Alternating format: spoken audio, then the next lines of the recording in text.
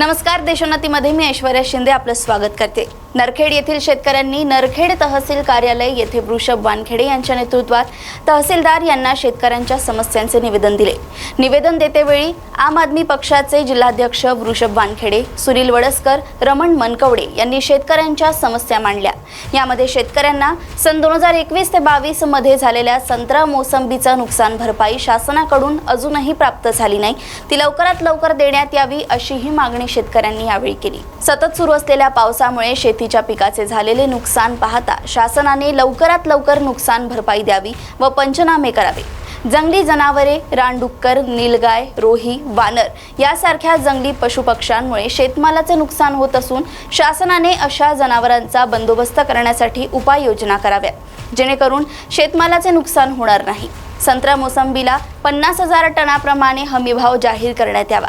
शासनाने ही घोषणा लवकरात लवकर करावी। झालेल्या नुकसानीचे पंचनामे करण्यासाठी सुद्धा विमा कंपनीचा प्रतिनिधी येत नाही।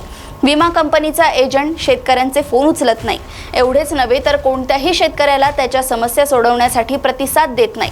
त्यामुळे प्रत्येक तालुक्याच्या कृषी विभाग कार्यालयात विमा कंपनीचा एक प्रतिनिधी नियुक्त करण्यात यावा। नुकसान होत आहे व उत्पादन खर्च सुद्धा निघत नाही।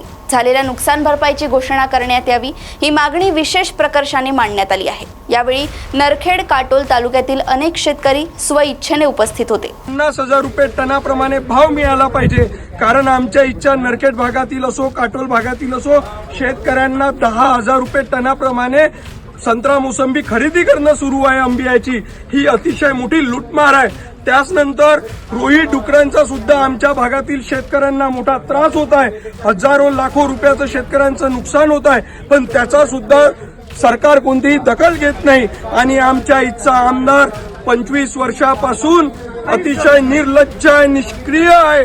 गेल्या 10 वर्षापासून आमच्या इथे मतदारसंघ लावारीस असल्यासारखा आहे। अनिल देशमुखांनी कोणतेही या मतदारसंघामधल्या शेतकऱ्यांवर लक्ष दिलं गेलं नाही, म्हणून आज आमच्या इथचा शेतकरी त्रस्त आहे आणि येणाऱ्या काळात आम्ही त्यांना धडा सुद्धा शिकवणार आहे। म्हणून आज आम्ही इथे निवेदन दिलं। 5 आमच्या शेतकऱ्यांच्या मागण्या होत्या, त्या जर पूर्ण झाल्या नाही तर एक मोठा जन आंदोलन हे काटोल नरखेड मिळून होईल, हे आपल्या सर्वांना दिसून येईल। धन्यवाद।